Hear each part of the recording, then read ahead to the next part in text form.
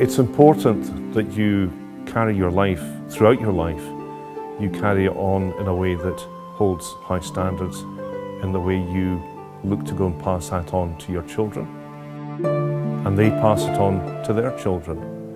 And how we just ensure that that traditional values continue.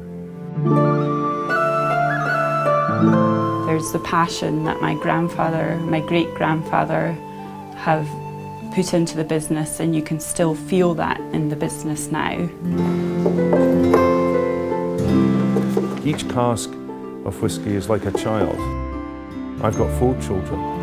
Each one is different. They've come from the same parents, but each one is different. We're the family business, the multi-generational approach. What we do today is ultimately going to be sold by my children or the next generation of the family.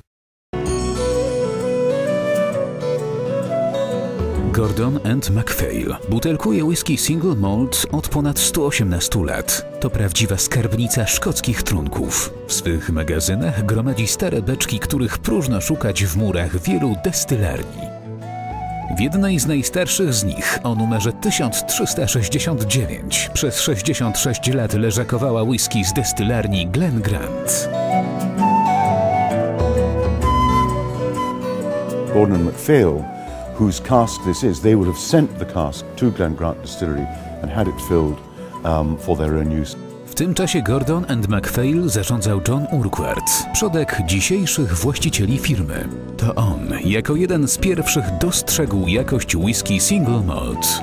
The fact that this has survived is down to Gordon MacPhail, who are were then the only company that bottled individual casks as single malt whiskies. Dziś, dzięki współpracy Wealth Solutions i Gordon MacPhail, whisky Glen Grant z 1948 roku trafia do zaledwie 160 butelek, by cieszyć kolekcjonerów i miłośników whisky. Ta limitowana edycja dostępna będzie wyłącznie dla klientów Wealth Solutions. A remarkably perfumed nose and rose, floral really. A lovely texture. Lovely mouthfeel, sweet to start, a little bit of acidity, still fresh, a magnificent whisky. I'm sure that this whisky, when you think it's sat in the cask for 66 years by the time it's bottled, and you think what has gone on in the last 66 years, a lot of us were not even born then, and it really is quite fascinating to go and think what's happened in the world in that time. A man on the moon, going to Mars. We're next.